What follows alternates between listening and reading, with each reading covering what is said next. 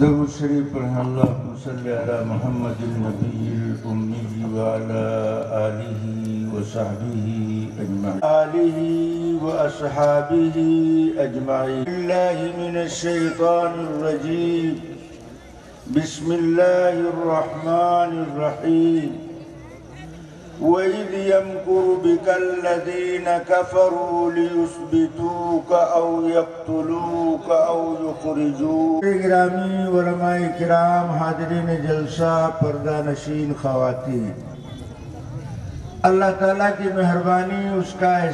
مولانا نے یہی جملہ دوسرے انداز میں ریپیٹ کیا، افسوس ہم اسلام سے دور، تو اسلام پیچھے سے کرسی لے کر آگے بڑھا۔ مولانا نے جب تیسری بار یہ جملہ کہا کہ ہم اسلام سے کیوں دور ہیں، تو اسلام کرسی لے کر اسٹیج پر آیا۔ مولانا سے کہنے لگا، مولانا اب ہم کہاں دور ہیں، ہم تو آپ کے بغل میں موجود ہیں۔ مولانا کون سے اسلام کی بات کر رہے ہیں؟ اور یہ کرسی لے کر اسلام جو گھوم رہا ہے، یہ کون سے اسلام کو سمجھ رہا؟ اس لیے آپ لوگ تھوڑی دیر کے لیے بالکل سنجیدہ ہو جائیے۔ ہم قرآن کی نسبت سے ایک بات ذکر کریں گے، جو قرآن کی اس آیت سے متعلق مسئلہ ہے، صرف اسی کی میں وضاحت کروں گا، لمبی چوڑی بات نہیں، مگر یہ بات میں یقین کے ساتھ کہتا ہوں کہ اگر آپ بات سنیں گے تو آیت کا مضمون آپ کو اس طور پر محسوس ہوگا جیسے کہ یہ واقعہ آج ہمارے سامنے ہو رہا ہے، جیسے کہ آج یہ واقعہ ہمارے سامنے پیش آ رہا ہے، جس کو اللہ تعالیٰ نے اس آیت میں بیان کیا۔ اگر آپ لوگ اجازت دیں تو ہم بات شروع کریں، ورنہ دعا کر لیں، ہم آپ سے زیادہ تھکے ہوئے۔ بات شروع کریں؟ کون کون تیار ہے؟ ذرا ہاتھ اٹھاؤ۔ سب تیار ہیں ماشاءاللہ، سب آپ کے سننے کے لیے بیدار۔ ماشاءاللہ۔ ہم نے کہا ہے ہاتھ اٹھاؤ، تو آپ کے یہاں اس کو ہاتھ کہتے ہیں، اس کو پیر بولتے ہیں؟ ارے دونوں کو ہاتھ ہی کہتے ہیں۔ ہم نے یہ تو نہیں کہا ایک ہاتھ اٹھاؤ، لفظ ہمارا مطلب آپ سپلائی کر رہے ہیں، جو بولا جائے اس کو سمجھنے کی کوشش کیا جائے کہ کہنے والا کیا کہہ رہا ہے۔ میں نے کہا ہاتھ اٹھاؤ، آپ نے ایک ہاتھ کیوں اٹھایا؟ ایک ہاتھ کو ہاتھ کہتے ہیں اور دوسرا ہاتھ کو پیر کہتے ہیں۔ اگر اس کو بھی ہاتھ کہتے ہیں تو میں نے تو یہ نہیں کہا کہ ایک ہاتھ اٹھاؤ۔ اگر میں یہ بولتا ایک ہاتھ اٹھاؤ تو آپ کا ایک ہاتھ اٹھانا صحیح تھا۔ جب میں نے کہا ہاتھ اٹھاؤ تو آپ کو دونوں ہاتھ اٹھانا چاہیے۔ اب آپ سوچیں گے مولانا دونوں ہاتھ کیوں اٹھوا رہے ہیں؟ ایک بات سمجھانے کے لیے کہ مسلمان کا دونوں ہاتھ اللہ کے سامنے اٹھتا ہے، مسلمان کا دونوں ہاتھ اللہ کے سامنے پھیلتا ہے۔ ابھی آپ اخیر میں دعا مانگیں گے، مولانا اعلان کریں گے دعا کے لیے ہاتھ اٹھاؤ، تو آپ ایک ہاتھ اٹھائیں گے یا دونوں؟ تو وہاں بھی تو مولانا ہاتھ ہی بول رہے ہیں، وہ بولیں تو دونوں ہاتھ سمجھ میں آئے۔ ہم نے کون سی غلطی کی ہے کہ جب ہم ہاتھ بولتے ہیں تو آپ ایک ہاتھ مراد لے لیا کرتے ہیں؟ بات سمجھنے کی کوشش کرو۔ اللہ تبارک و تعالی نے اس پوری کائنات میں حضرت انسان کو سب سے محترم بنایا۔ انسانوں کی ہدایت کے لیے اللہ نے کتاب نازل فرمائی، اور کتاب کو سمجھانے کے لیے اللہ نے نبی مبعوث فرمایا۔ کیوں؟ اللہ کی کتاب آ گئی، نبی کیوں آیا؟ یا نبی آ گیا، کتاب کے آنے کی کیا ضرورت؟ تو وجہ اس کی یہ ہے کہ اللہ کا ضابطہ، قاعدہ، دستور، اصول، نظام یہ ہے کہ اللہ ہمیشہ اپنی کتاب پیغمبر کے پاس بھیجا کرتا ہے، غیر نبی کے پاس اپنی کتاب نہیں بھیجتا۔ تو جب اللہ کی کتاب نبی کے پاس آتی ہے، تو جب کتاب آئی ہے تو اس سے پہلے نبی کا ہونا ضروری ہے۔ اگر نبی نہیں ہوگا تو اللہ کی کتاب آ نہیں سکتی، اور اللہ کی کتاب آئے نبی نہ ہو، یہ ہو نہیں سکتا۔ لہذا ہدایت کے لیے ضروری ہے کہ اللہ کی کتاب بھی سامنے ہو اور اللہ کے پیغمبر کی ذات بھی ہمارے سامنے ہو۔ یہاں پڑھے لکھے لوگ ہیں، وہ کہیں گے مولانا ہم نے قرآن میں پڑھا، اللہ فرماتا ہے وَلَقَدْ يَسَّرْنَا الْقُرْآنَ، کہ ہم نے قرآن کو آسان بنایا۔ تو جب قرآن آسان ہے تو آسان چیز کو ہر آدمی سمجھ سکتا ہے، قرآن سمجھنے کے لیے نبی کے واسطے کی ضرورت کیوں، جب اللہ خود ہی کہہ رہا ہے وَلَقَدْ يَسَّرْنَا الْقُرْآنَ، کہ ہم نے قرآن کو آسان بنایا، تو نبی سے سمجھنے کی کیا ضرورت، قرآن تو ہم ڈائریکٹ سمجھیں گے۔ جو آدمی اس آیت کا یہ مطلب سمجھتا ہے، میں ذمہ داری سے یہ بات کہتا ہوں، وہ اس آیت کا مطلب بھی نہیں سمجھتا، وہ قرآن کا مطلب کیا سمجھے۔ اس آیت میں اللہ کیا کہہ رہا ہے، پوری آیت پڑھو، اللہ کہتا ہے وَلَقَدْ يَسَّرْنَا الْقُرْآنَ لِلذِّكْرِ، کہ ہم نے قرآن کو آسان بنایا ذکر کے لیے۔ ذکر کس کو کہتے ہیں؟ تو مفسرین نے ذکر کے دو معنی لکھے ہیں۔ ذکر کا ایک معنی ہے یاد کرنا۔ اب آیت کا مطلب کیا نکلے گا کہ قرآن آسان ہے یاد کرنے کے واسطے، بچہ یاد کرنا چاہے، جوان یاد کرنا چاہے، بوڑھا یاد کرنا چاہے، مرد یاد کرنا چاہے، عورت یاد کرنا چاہے، ارے بینا یاد کرنا چاہے، نابینا یاد کرنا چاہے، قرآن آسان ہے یاد کرنے کے لیے۔ ذکر کا ایک دوسرا معنی، ذکر کا دوسرا معنی ہے نصیحت حاصل کرنا، عبرت حاصل کرنا۔ قرآن آسان ہے نصیحت حاصل کرنے کے لیے۔ اب آیت کا مطلب کیا نکلے گا کہ قرآن میں آیتیں مختلف طرح کی ہیں۔ کچھ آیتوں میں اللہ نے گزری ہوئی قوموں کے واقعات سنائے، اور کچھ آیتوں میں اللہ نے جنت جہنم کا تعارف کرایا، اور کچھ آیتوں میں اللہ نے اپنی قدرت عجائبات کا تذکرہ کیا۔ ان کو سمجھنا آسان ہے، مگر قرآن کی 6666 آیات میں سے علماء جانتے ہیں قرآن کی 500 آیتوں میں اللہ تعالیٰ نے صرف احکام بیان کیے، صرف مسائل اللہ تعالیٰ نے 500 آیتوں میں ذکر کیا۔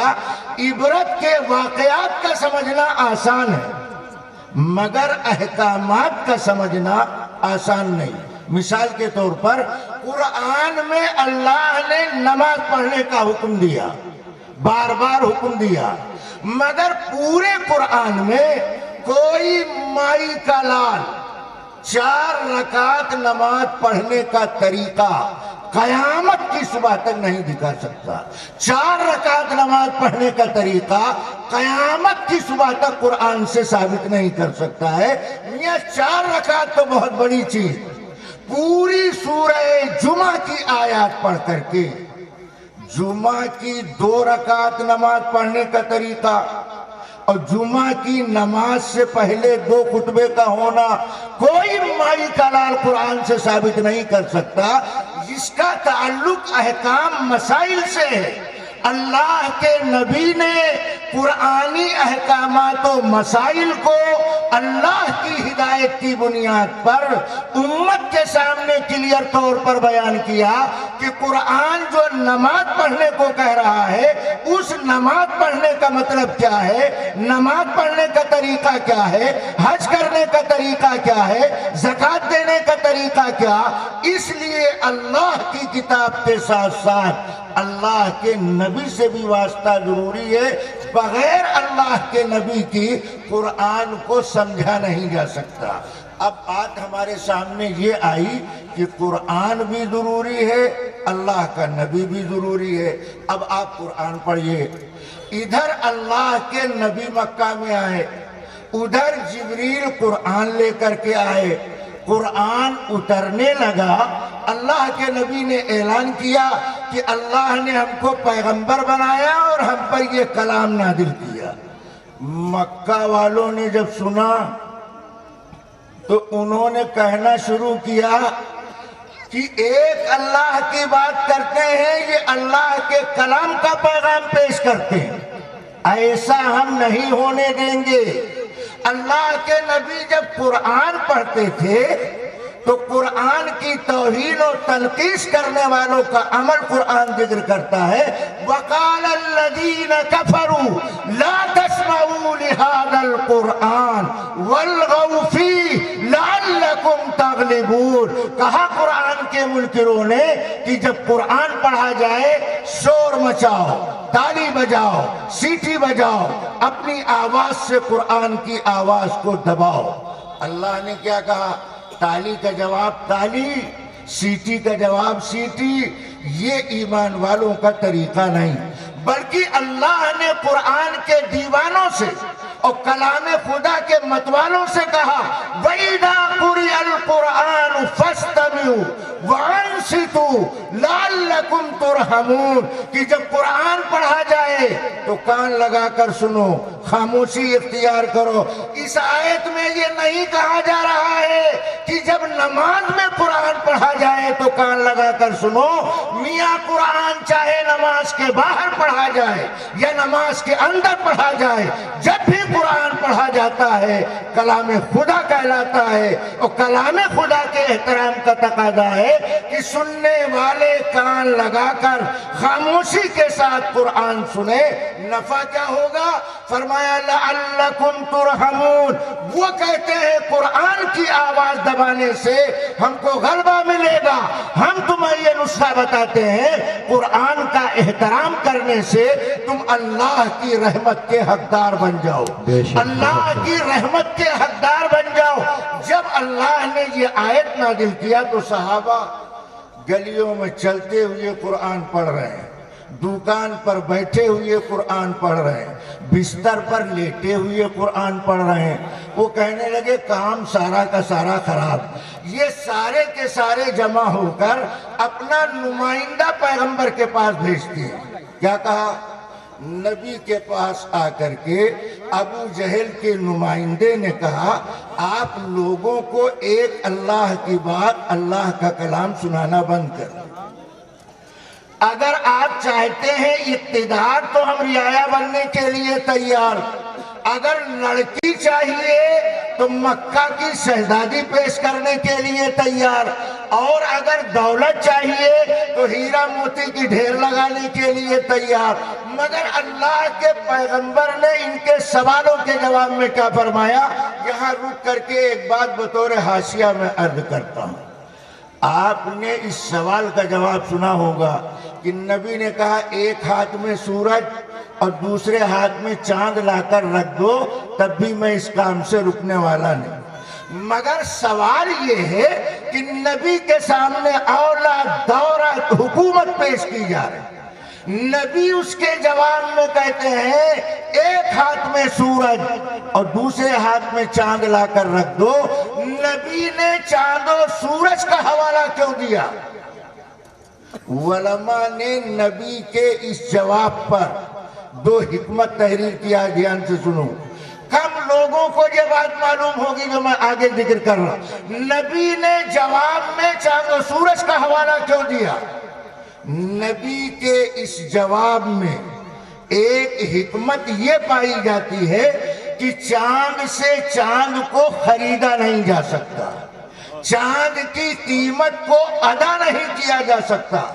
جیسے چاند سورج کی قیمت ادا کرنا دنیا کے انسانوں کے بس کی بات نہیں، اسی طرح اللہ کے پیغمبر کو اللہ کے دین کی دعوت سے روکنا یہ انسانوں کے بس کی بات نہیں. اس لیے نبی نے چاند و سورج کا حوالہ دیا. ایک حکمت نبی کے اس جواب میں. دوسری حکمت یہ پائی جاتی ہے کہ دولت سے دولت کو کمایا جا سکتا، عہدے سے عہدے پر قبضہ کیا جا سکتا. مگر دنیا کی کوئی طاقت یہ چاہے کہ ہم سورج سے گرمی نوچ لائیں اور چاند سے چاندنا چھین لائیں تو سورج سے گرمی کا نوچنا اور چاند سے چاندنا کا چھیننا یہ دنیا کے انسانوں کے بس کی بات نہیں. سورج کی قیمت ادا کرنا یہ دنیا کے انسانوں کے بس کی بات نہیں. اس سے یہ بات معلوم ہوئی کہ جو لوگ اللہ کے کلام کی خدمت میں لگے ہوئے قرآن پڑھ رہے ہیں یا قرآن پڑھا رہے ہیں, قرآن سکھا رہے ہیں, دنیا کے انسانوں سنو, ان کے ناپنے کے واسطے دنیا میں آج تک کوئی آلہ پیدا نہیں ہوا کہ اس سے ان کی ذات کو ناپا جائے, اور ان کو وزن کرنے کے واسطے اس دنیا میں آج تک کوئی بات پیدا نہیں ہوا. یہ چند حافظ قرآن آپ کے سامنے بیٹھے ہیں. میں یقین کے ساتھ یہ بات کہتا ہوں, یہاں جتنے لوگ بیٹھے ہیں سب لوگوں کی ساری جائیداد, میں نے ایک جملہ استعمال کیا, ساری جائیداد. اس جملے کے بولنے کا مطلب کیا ہے, ذرا دھیان سے سنو. ہے جو قرآن سیکھے اور سکھائے. کن میں سب سے بہتر؟ فرمایا کنتم خیر امت, اس خیر امت میں سب سے بہتر وہ ہے جو قرآن سیکھے اور سکھائے. آپ کہیں گے مولانا نمازی بہتر نہیں, حاجی بہتر نہیں, صدقہ کرنے والا بہتر نہیں, روزہ دار بہتر نہیں.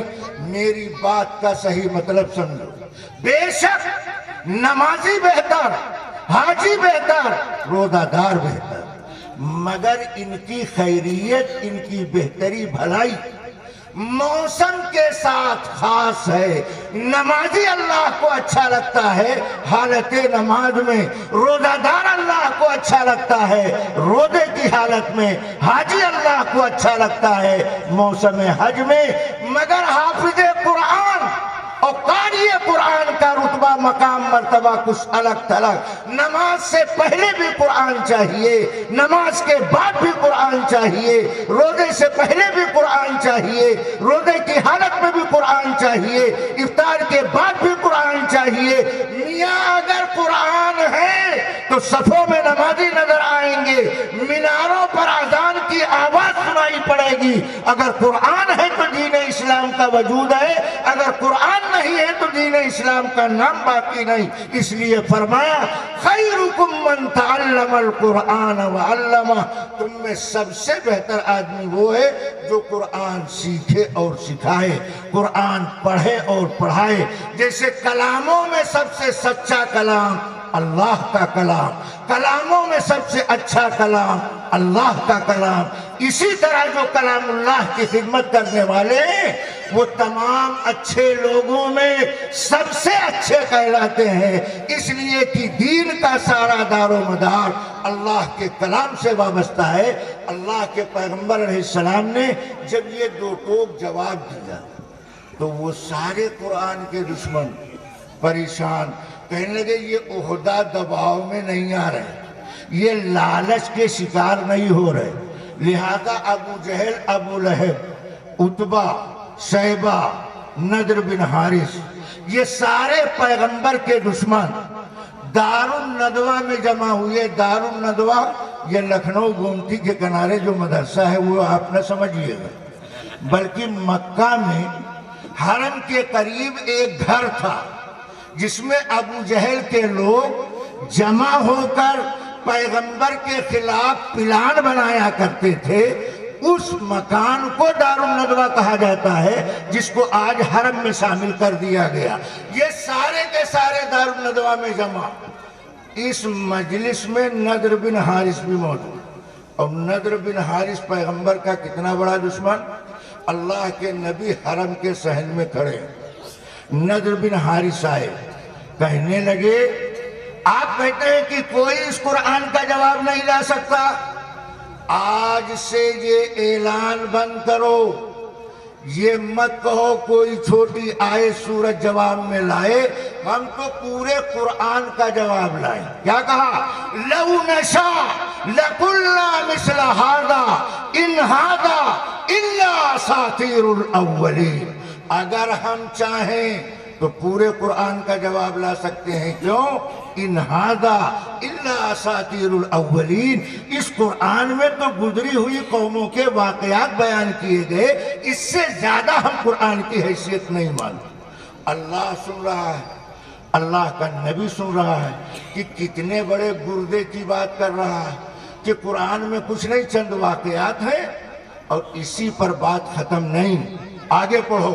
نضر بن حارث نے پیغمبر کے سامنے خم ٹھوک کر کہا اگر میں اپنے اعلان سے پیچھے ہٹ جانے والا آپ کو دکھوں یا اپنی بات سے ہٹ جانے والا آپ ہم کو محسوس کریں تو پکارو آپ اپنے اللہ کو، بلاؤ آپ اپنے خدا کو، جس کے تعارف میں آپ کہتے ہیں ان اللہ علی کل شیء قدیر.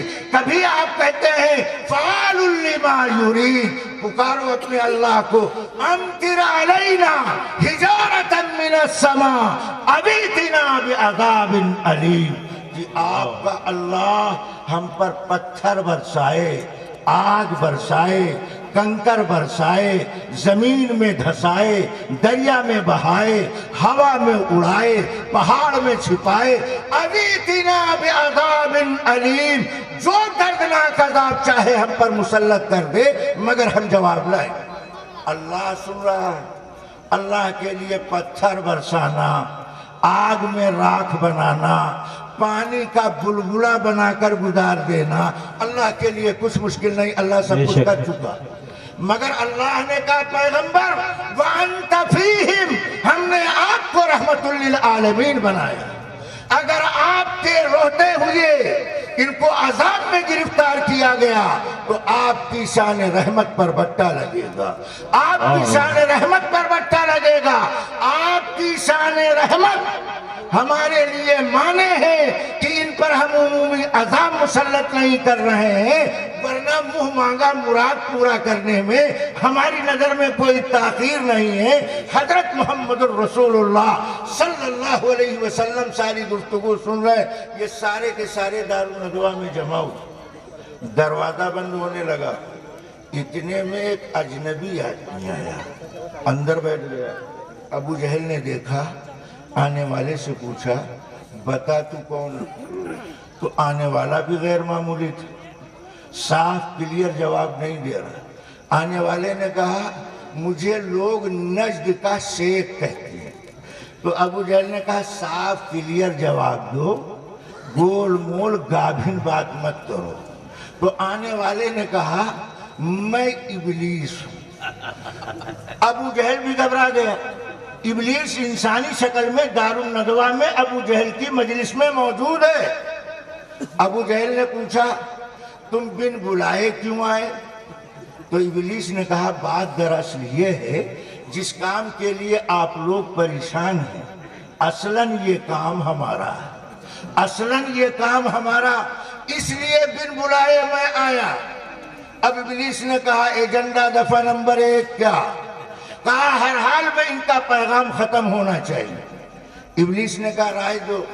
تو ہاؤس میں سے ایک صاحب بولے ہماری رائے یہ ہے کہ ان کے ہاتھ میں ہتھکڑی پیر میں بیڑی ڈال کر کمرے میں لاک کر دو، مرا جائیں گے، کام ختم ہو جائے گا.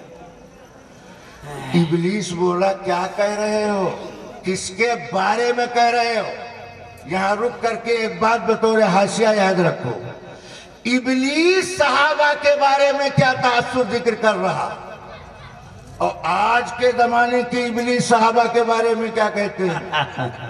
اس زمانے کا ابلیس دارالندوا میں بیٹھ کر ابو جہل سے کہتا ہے یہ جس نے تجویز پیش کیا ہاتھ میں ہتھکڑی پیر میں بیڑی کمرے میں لاک مرا جائیں گے، ان کو یہ بات معلوم ہونی چاہیے ان کے ساتھ ابو بکر و عمر رہتے ہیں، عثمان و علی رہتے ہیں، طلحہ زبیر رہتے ہیں، سعد سعید رہتے ہیں. یہ وہ دیوانے ہیں، مستانے ہیں، فرزانے ہیں جو بند کمرے کی اینٹ سے اینٹ بجا ڈالیں گے اور ہاتھ کی ہتھکڑی اور پیر کی بیڑی توڑ ڈالیں گے۔ ان جیانوں کے رہتے ہوئے کبھی تم اپنے مقصد میں کامیاب نہیں ہو سکتے۔ ابو جہل کے جذبات کو میں اپنے الفاظ میں یوں ذکر کرتا ہوں کہ صحابہ کرام زندگی اپنے لیے نبی کے واسطے جینا اپنے لیے معراج سمجھتے تھے، نبی کے واسطے جینا اپنے لیے معراج سمجھتے تھے، اور نبی کے واسطے مرنا اپنی زندگی کے لیے کامیابی کا سامان سمجھتے تھے۔ ابو جہل کے سامنے جب ابلیس نے اس تجویز پر جرح کیا تو مجمع میں سناٹا طاری ہو گیا۔ دوسرے صاحب بولے ایک رائے ہماری۔ کہا کیا رائے ہے؟ کہا ان کو مکہ سے نکال باہر کر دو، جہاں چاہیں جائیں، پڑھائیں، ہم سے کوئی مطلب نہیں۔ ابلیس نے کہا کیا بے سوچے سمجھے رائے دیتے ہو؟ آج یہ گلیوں میں پڑھ رہے ہیں تو تمہارے جوان چھپ چھپ کے سن رہے ہیں، اور بڑے بھی چھپ کے سنتے ہیں تو کہتے ہیں کلام برحق ہے، پر جذبات سے بات مانی نہیں جاتی۔ اور یہ پہاڑ کی چوٹی پر دریا کے کنارے گھنی آبادی میں جب یہ اللہ کا کلام پیش کریں گے تو کون ختم کرے گا؟ اس لیے ہماری رائے یہ ہے اس تجویز پر عمل نہ کیا جائے، مقصد پورا نہیں ہوگا۔ اب تو ہاؤس میں سناٹا مچ گیا کہ یہ عجب طرح کا جراح نقاد آیا ہوا ہے کہ جو تجویز پیش کی جاتی ہے سب کو کنڈم کر دیتا ہے، سب میں کمی خامی ذکر کر دیتا ہے، ہر رائے پر سوالیہ نشان کھڑا کر دیتا ہے۔ تو آخر میں میر مجلس ابو جہل نے ابلیس کو مخاطب کر کے کہا ایک رائے ہماری۔ تو ابلیس بھی سنبھل گیا کہ یہ دیکھو کیا گل کھلاتے ہیں۔ تو ابو جہل نے کہا میری رائے یہ ہے چند قبیلے کے نوجوانوں کو رات کی تاریکی میں ان کے گھر پر بھیج کر ان پر قاتلانہ حملہ کرا دیا جائے، یہ مرا جائیں گے، کام ختم ہو جائے گا۔ ابلیس نے کہا ہاں یہ کام ہونا چاہیے، بلا تاخیر آج ہی رات ہونا چاہیے، بلا تاخیر آج ہی رات ہونا چاہیے۔ کارروائی کے لیے پلان بننے لگا۔ ابھی دار الندوہ کا بند دروازہ کھلا نہیں کہ جبریل امین حضرت محمد الرسول اللہ صلی اللہ علیہ وسلم کے پاس بند کمرے کی گفتگو ریکارڈ کر کے جبریل نبی کے پاس آ کر بتاتے ہیں وَإِذْ يَمْكُرُ بِكَ الَّذِينَ كَفَرُوا لِيُثْبِتُوكَ أَوْ يَقْتُلُوكَ أَوْ يُخْرِجُوكَ وَيَمْكُرُونَ وَيَمْكُرُ اللَّهُ۔ اے پیغمبر، جو آپ کے مخالف ہیں ان میں سے ایک نے کہا لیُثْبِتُوكَ بیڑی پہلا دو، ایک نے کہا یقتلوک قاتلانہ حملہ کر دو، ایک نے کہا یخرجوک نکال باہر کر دو۔ پیغمبر آپ اپنا مکان خالی کر دیجئے۔ اللہ کے نبی نکلے نہیں، نکالے گئے، نکلے نہیں، نکالے گئے۔ یہ سارے کے سارے مسلح ہو کر نبی کے دروازے پر کھڑے۔ اللہ کے نبی نکلے، سورہ یاسین کی ابتدائی آیات پڑھتے ہوئے ان کے سامنے سے نکلتے چلے گئے۔ یہ دروازے پر کھڑے انتظار کرتے رہے۔ صبح ہوئی تو اندر سے نبی نہیں نکلے، علی نکلے۔ علی کو پکڑا، پوچھا نبی کہاں ہے؟ علی نے کہا نبی کے بستر پر میں سویا، نبی کہاں گئے مجھے پتہ نہیں۔ یہاں رک کر ایک بات دھیان سے سنو، کچھ لوگوں کو دن کے اجالے میں بھی کم نظر آتا ہے، نگاہ ان کی بہت کمزور ہو جاتی ہے، وہ کم بینائی کی وجہ سے کہنے لگتے ہیں دیکھو علی کو نبی کا بستر ملا، لہذا نبی علی میں کوئی فرق نہیں، جو نبی ہے وہ علی ہے، جو علی ہے وہ نبی۔ انہوں نے بستر پر علی کو دیکھا تو علی کو نبی سمجھ لیا۔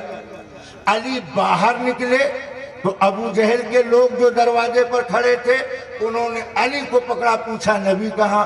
بات سمجھو، دروازے کے باہر کھڑے ابو جہل کے چیلے نبی اور علی میں فرق جانتے ہیں، مگر آج کے فرق نہیں جانتے۔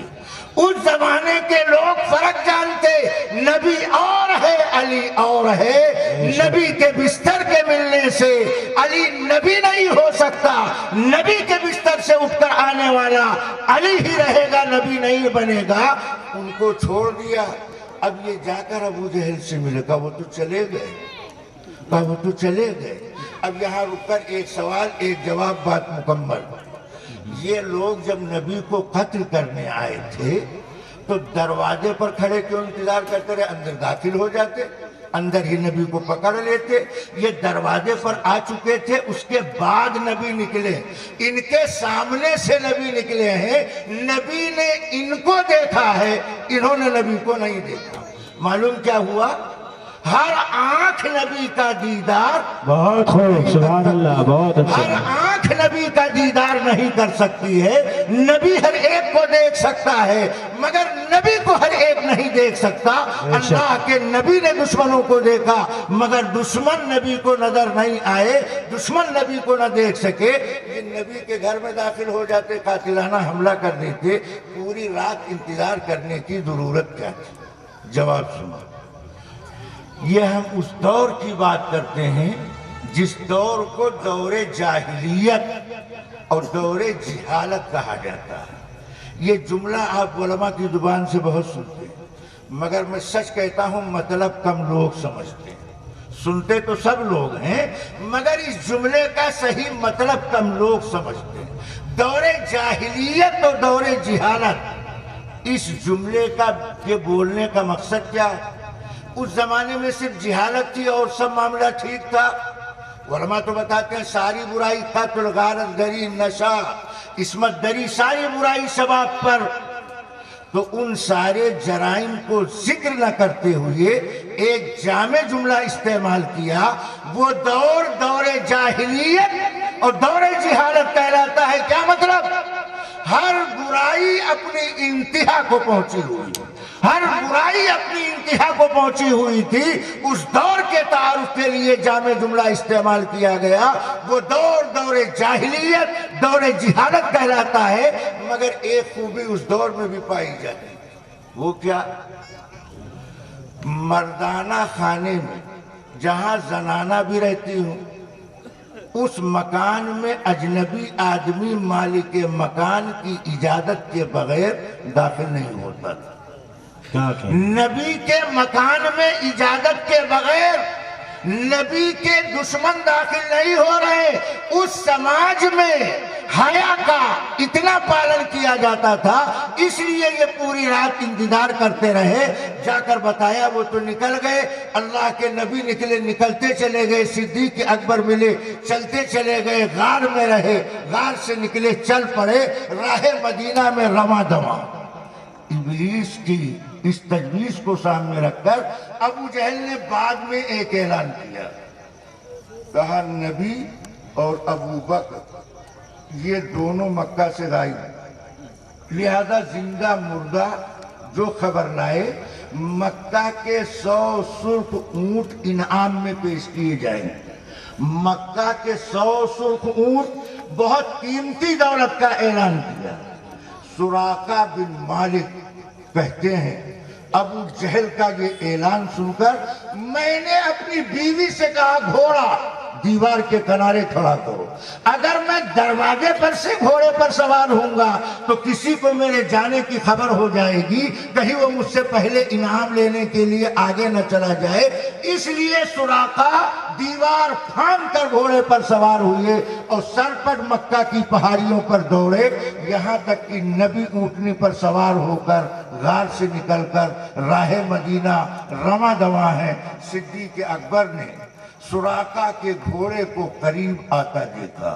اللہ تیرے بھروسے پر ہم نے مسجد میں انار کے درخت کے نیچے دین کی تعلیم کا یہ انتظام کیا ہے۔ ہمارے جذبات بار الہ یہ ہے کہ اس میں پڑھنے والے رنگ و نسل کے اعتبار سے ہندوستانی ہو، ذہن و فکر کے اعتبار سے مکی و مدنی، ذہن و فکر کے اعتبار سے وہ مکی و مدنی ہو۔ اس ملک میں دینی مدارس، دینی مکاتب کی بے مثال خدمات ہے۔ میں اس محلے کے مسلمانوں کو، یہاں کے رہنے والوں کو دل کی گہرائی سے مبارکباد پیش کرتا ہوں۔ جو حفاظ کرام تیار ہوئے میں ان کو، ان کے ماں باپ کو بھی مبارکباد پیش کرتا ہوں، مدرسے کی انتظامیہ کو مبارکباد پیش کرتا ہوں۔ دراصل اس میں ہمارے آپ کا کوئی کمال، ہمارا آپ کا کوئی کمال نہیں کہ ہم نے یہ کام کر دیا، یا ہم آپ ہوتے کون؟ ہم اللہ کے دین کے محتاج ہیں، اللہ ہمارا محتاج نہیں، اللہ ہمارا محتاج نہیں۔ اللہ ہم سے اپنے دین کا کام لے لے، یہ اس کی ذرہ نوازی کرم فرمائی ہے۔ ہمیں اللہ کی اس نعمت پر شکر ادا کرنا چاہیے۔ اور چلتے چلتے ان حفاظ کرام کی خدمت میں عرض یہ کہ اللہ بہت غنی، اللہ بہت غنی، سمد ہے، مستغنی ہے، بے نیاز۔ جو اللہ دینا جانتا وہ اللہ لینا بھی جانتا ہے، جو اللہ دینا جانتا ہے وہ اللہ لینا بھی جانتا ہے۔ اسی دنیا میں لوگوں نے انسانوں کو دیکھا کہ جو دولت کے خزانے پر سوتے تھے، ایسا کل آیا کہ کاسے گدائی ان کی ہتھیلی میں نظر آئی۔ جو اللہ دینا جانتا ہے وہ اللہ لینا جانتا ہے۔ حافظ قرآن بننا اللہ کی بہت بڑی نعمت ہے۔ یہ حافظ قرآن کا سینہ دو باتوں کی ضمانت، دھیان سے سنیے۔ ایک تو اس بات کی ضمانت کہ یہ سینہ صاحب ایمان سینہ، اگر اس سینے میں ایمان نہیں رہتا تو اللہ کا قرآن نہیں ٹھہرتا۔ اللہ اپنا قرآن دشمن کے سینے میں نہیں ٹھہراتا ہے، بلکہ جس سینے میں ایمان رہتا ہے اسی سینے میں دولت قرآن بستا ہے، رہتا ہے۔ اور دوسری بات یہ کہ اللہ تبارک و تعالی ان حفاظ کرام کو یہ نعمت دے کر یہ بتانا چاہتے ہیں کہ ہم نے تمہارے سینے کو جہاں صاحب ایمان بنایا، حفظ قرآن کی نسبت سے، حفظ قرآن کی نسبت سے تمہارے سینے کو لوح محفوظ کا نمونہ بنایا، تمہارے سینے کو لوح محفوظ کا نمونہ بنایا۔ جیسے لوح محفوظ میں پورے قرآن کو ہم نے محفوظ کر دیا، اسی طرح اپنے کرم سے تمہارے سینے میں قرآن کو محفوظ کر دیا۔ جو اللہ دینا جانتا ہے وہ اللہ لینا جانتا ہے۔ اگر آپ قرآن کی تلاوت کا اہتمام نہ کریں گے، قرآن کی تعلیمات کے مطابق زندگی بسر نہ کریں گے تو خطرہ ہے کہیں قرآن آپ کے سینے سے نکل نہ جائے۔ جیسے میدان قیامت میں آپ کو سفارشی بننے کا پاور اختیار دیا جائے گا، جو آدمی اپنی سستی کاہلی نہ پڑھنے کی وجہ سے حافظ قرآن بننے کے بعد اگر قرآن اس نے بھلا دیا تو میدان قیامت میں بڑے دردناک سزا میں گرفتار کیا جائے گا۔ اللہ پوری امت کی حفاظت فرمائے، قدر کرنے کی توفیق مرحمت فرمائے۔ وآخر دعوانا ان الحمدللہ رب العالمین۔ درود شریف پڑھ کر کے دعا کریں۔ اللہم صلی علی سیدنا مولانا محمد وعلی آل سیدنا۔ الحمدللہ رب العالمین والصلاة والسلام علی رسولہ النبی الکریم وعلی آلہ واصحابہ اجمعین۔ اللهم لك الحمد كله ولك الشكر كله ولك الخلق كله وإليك يرجع الأمر كله وبيدك الخير كله.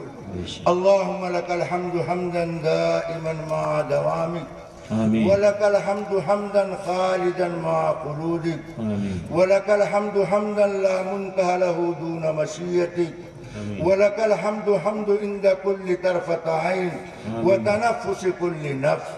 اللهم تقبل توبتي واغسل هوبتي واجب دعوتي وثبت حجتي واسلل سخيمة صدري. اللهم اغفر لنا وارحمنا وانصرنا وتوفنا مع الأبرار، وقنا عذاب النار، وقنا عذاب القبر، وقنا عذاب الحشر. یا حی یا قیوم برحمتک نستغیث. اے اللہ ہم سب کے چھوٹے بڑے گناہ کو معاف فرما، رحم و کرم کا معاملہ فرما، دونوں جہان میں عافیت نصیب فرما، دونوں جہان کی ذلت و رسوائی سے حفاظت فرما. اے اللہ ہم سب کی جان کی، مال کی، عزت و آبرو کی، ایمان و اعمال کی، اہل و عیال کی قدم قدم پر بھرپور حفاظت فرما، بدلہ نصیب فرما. اے اللہ صاحب اولاد کو اپنی اولاد میں سے کچھ کو حافظ قرآن بنانے کی توفیق مرحمت فرما. اے اللہ جس کی جو جائز ضرورتیں ہیں، حاجتیں ہیں، تمنائیں ہیں، مسائل ہیں، مشکلات ہیں، اے اللہ سب کو آپ جانتے ہیں، سب کی ضرورت آپ کے سامنے ہے، اے اللہ اپنے کرم سے اپنے فضل سے سب کی ضروریات کو پورا فرما۔ اے اللہ مدرسہ نور العلوم کا جو اجلاس ہونے والا ہے، اے اللہ اس کی قبولیت کے آثار و علامات پیدا فرما۔ اجلاس کے انعقاد کے سلسلے میں جو ضروریات ہیں غیب سے کفالت فرما۔ دیگر دینی پروگرام جو اس علاقے میں اس کے اطراف و جوانب میں منعقد ہونے والے ہیں، اے اللہ ان میں قبولیت کے آثار پیدا فرما۔ ہم سب کو مرتے دم تک اپنے دین کی خدمت کے لیے قبول فرما، کمی کوتاہی کو معاف فرما، رحم و کرم کا معاملہ فرما۔ انت ولینا فی الدنیا والآخرہ، توفنا مسلم والحقنا بالصالحین، وصلی اللہ تعالی علی خیر خلقہ محمد وآلہ واصحابہ اجمعین برحمتک یا ارحم الراحمین۔